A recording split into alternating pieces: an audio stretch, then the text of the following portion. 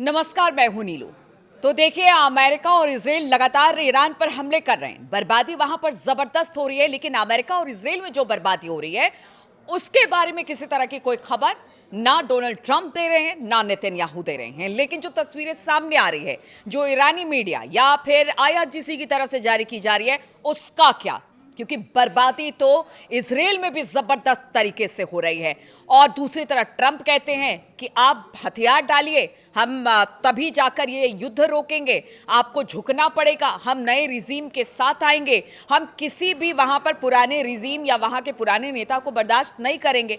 तो देखिए, नुकसान इतना हो रहा है, पैसों का नुकसान है।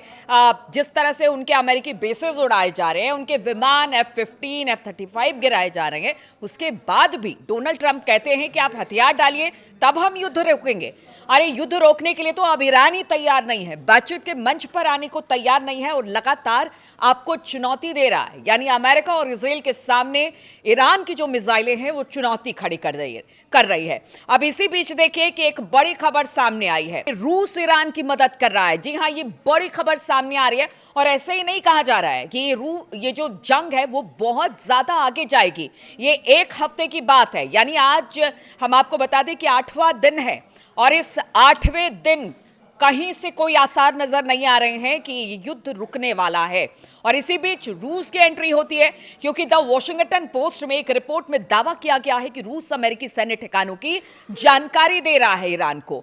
तो देखिए, पहले से कहा जा रहा था कि जिस तरह की निंदा खामनेई के मरने के बाद, यानी अली खामनेई की मौत के बाद रूस और चीन ने की, उसके बाद रूस की एंट्री किया। रूस तो पहले से सपोर्ट कर रहा है इस तरह की बातें। हाँ, भले वो अपने फौज नहीं दे रहा हो, लेकिन इस तरह के इनपुट्स अगर शेयर करता है जिससे कि सही ठिकानों की जानकारी ईरान के पास है, तो यह बड़ी खबर है। रिपोर्ट्स के मुताबिक क्या कहा गया है, जो वॉशिंगटन पोस्ट में रिपोर्ट दी गई है, उसके मुताबिक रूस ईरान को मिडिल ईस्ट में अमेरिकी सैन्य संपत्तियों, जिनमें कि युद्धपोत, विमान के स्थानों के बारे में वास्तविक समय की खुफिया जानकारी दे रहा है।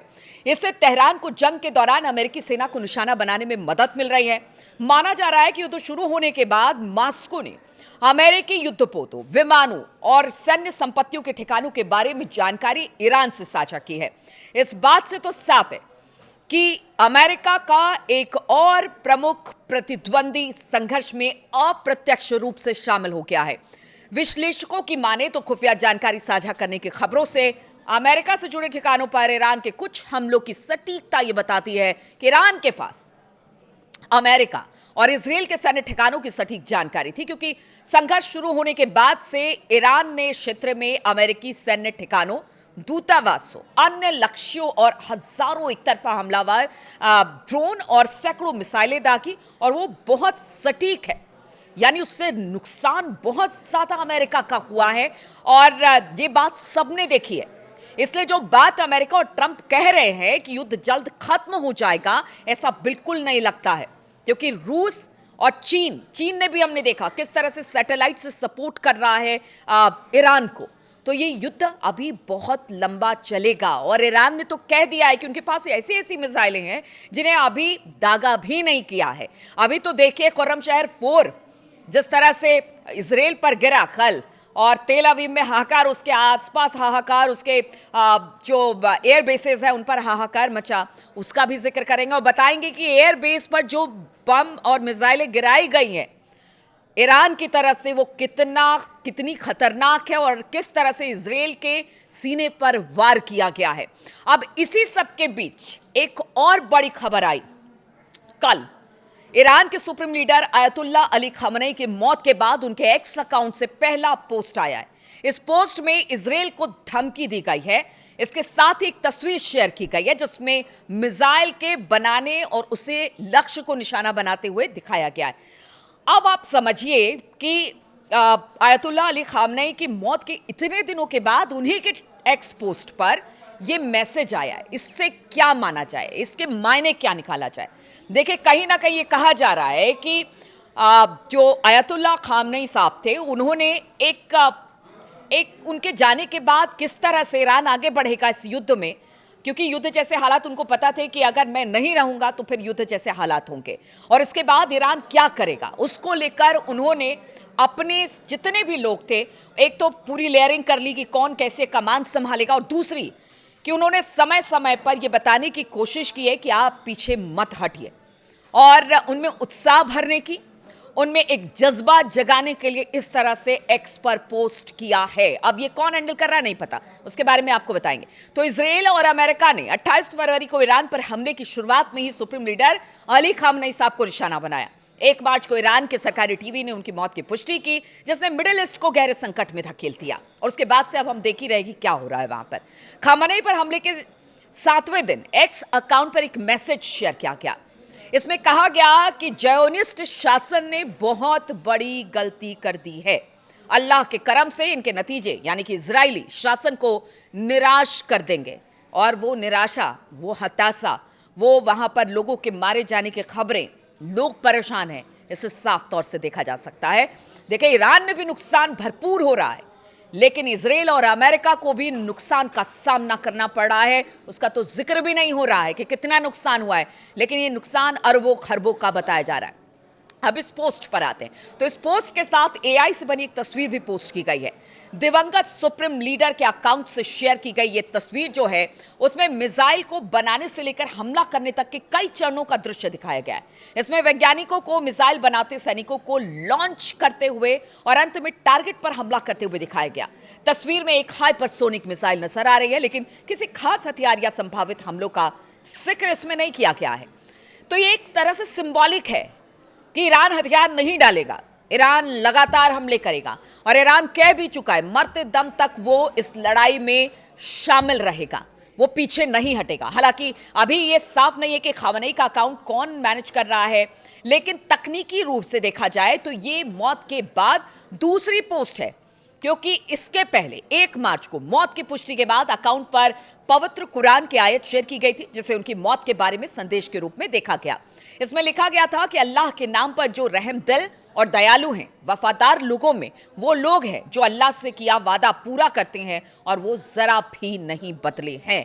तो आप इस बात से समझिए, इस मैसेज से जो कल आया है खामनेई के एक्स पोस्ट पर, उससे ये बताने की कोशिश की गई है कि अभी भी ईरान के वो लोग जो कि अमेरिका और इजराइल के लिए लड़ाई लड़ रहे थे, वो आगे भी लड़ाई लड़ते रहेंगे। एक तरह से बूस्ट किया गया है ईरान के लोगों को, आईआरजीसी को, वहां के बड़े नेताओं को, कि देखिए ये लड़ाई यहीं पर खत्म नहीं होगी, ये लड़ाई जो है वो लंबी चलेगी। और इसीलिए कहा जा रहा है कि ईरान की मिसाइलें लगातार इस वक्त तहलका मचाए हुए हैं, हंगामा खड़ा किए हुए हैं, क्योंकि जिक्र हो रहा है तो वो अमेरिका और इजराइल की एयरफोर्स का नहीं, बल्कि जिक्र हो रहा है ईरान की मिसाइलों का।